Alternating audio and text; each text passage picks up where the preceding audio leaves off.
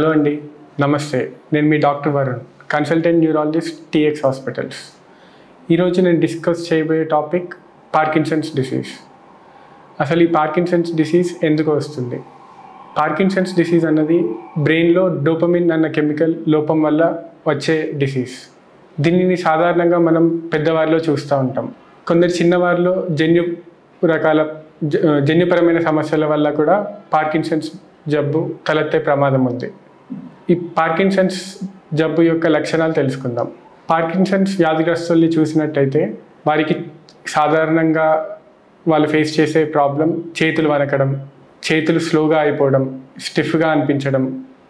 వారు నడిచే విధానంలో కూడా మార్పుని గమనించవచ్చు. నడవడంలో చిన్నగా అడుగులు వేయడం, నడుస్తూ కింద పడిపోవడం మరియు వాళ్ళు మాట్లాడే విధానంలో మార్పు రావడం, వాళ్ళ హ్యాండ్ రైటింగ్ ఏదైతే ఉంటుందో అది కూడా చేంజ్ అవ్వడం గమనించవచ్చు. ఈ పార్కిన్సన్స్ డిసీజ్ యొక్క ట్రీట్మెంట్ ఆప్షన్స్ గురించి తెలుసుకుందాం. పార్కిన్సన్స్ డిసీజ్ని ఐడెంటిఫై చేసిన తర్వాత మొదటగా మనం మెడిసిన్ స్టార్ట్ చేయడం అన్నది జరుగుతుంది. ప్రస్తుతానికి మనకి చాలా రకాల మెడిసిన్స్ అవైలబుల్ ఉన్నాయి. వీటిలో లివోడోపా కార్బిడోపా కాంబినేషన్స్, ప్రామిపెక్సోల్, రోపిన్రోల్, వీటిని డోపమిన్ అగోనిస్ట్ అని అంటారు. మోనోఅమైన్ ఆక్సిడేజ్ ఇన్హిబిటర్స్, సెలిజలిన్, రాసిజలిన్, ఇలాంటి మల్టిపుల్ ఆప్షన్స్ ఉన్నాయి. పేషెంట్ యొక్క వయసు బట్టి, వారికి ఉన్న సిమ్టమ్స్ బట్టి ఆ మెడికేషన్ని మనం డిసైడ్ చేయడం జరుగుతుంది.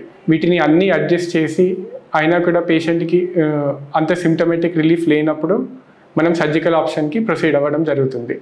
సర్జికల్ ఆప్షన్స్ అనగా డీప్ బ్రెయిన్ స్టిమ్యులేషన్. దీనివల్ల పేషెంట్కి చాలా సిమ్టమేటిక్ రిలీఫ్ జరుగుతుంది. Thank you.